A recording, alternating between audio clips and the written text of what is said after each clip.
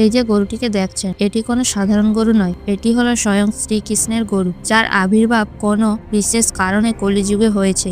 আর তার প্রমাণ রোজ নিজেদের চোখে উপলব্ধি করে পুরো বৃন্দাবনবাস। এই গরুটি বৃন্দাবনে যমুনা নদীর ওপারে একটি মাঠে সারাদিন ঘাস খায়, কিন্তু যখনই বিকেল হয় যমুনা নদীর সাঁতরে পার হয়ে বৃন্দাবনে চলে আসে।